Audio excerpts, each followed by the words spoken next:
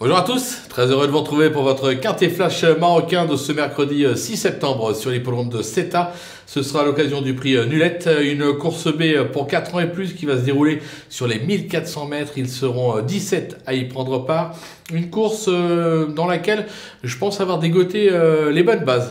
Comme on dit, quelques outsiders séduisants, autant dire qu'on ne devrait pas passer au travers.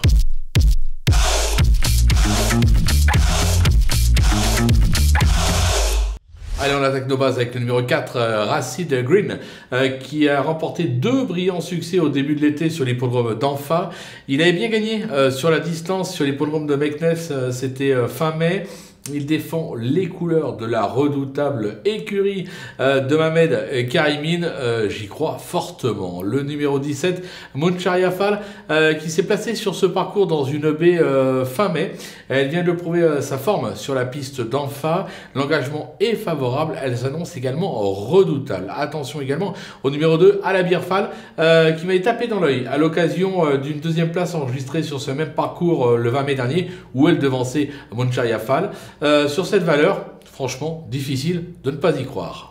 Les opposants avec le numéro 16, Syrienne Mus, qui a montré d'incontestables moyens depuis ses débuts en compétition. Elle se plaît sur ce type de distance. Elle est plutôt bien placée en bas de tableau. Je pense qu'il va falloir également compter avec elle. Le numéro 13, Naela, qui a débuté sa saison par un succès sur la piste de Lala Malika. Elle s'est classée deuxième, attention, sur ce même parcours l'an dernier. Elle sera montée en confiance par le talentueux Zoher Madi. Autant dire que mieux vaut ne pas la négliger. Le numéro 6 qui se nomme Alfenia, qui possède des lignes intéressantes avec mon favori Racid Green.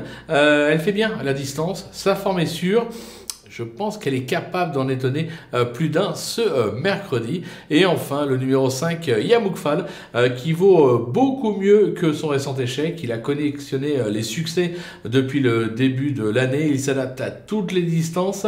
Il est bien garé avec le 2 dans les stalles. Moi, je vais le racheter en confiance. Je me demande même si je n'aurais pas dû le remonter dans ma sélection.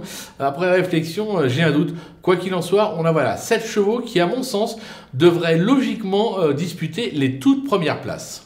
On en arrive à notre coup de poker avec le numéro 3, Albanaifal. Alors, c'est pas un champion, certes, mais il a fait ses preuves sur ce type de distance. Maintenant, il a fortement déçu ces derniers temps, raison pour laquelle je l'ai mis beaucoup plus bas dans la sélection et que je l'ai même placé dans le coup de poker parce que je pense qu'avec lui, ça sera tout ou rien. Ou il se rappelle de ses moyens et il fait l'arrivée, ou alors il est encore un petit peu endormi et on va encore attendre une ou deux sorties pour qu'il se montre sous son meilleur jour. Voilà, on a fait le tour de votre quintet flash marocain. On va se quitter bien évidemment avec mon pronostic, mes conseils de jeu et en vous donnant un rendez-vous très prochainement pour une nouvelle émission.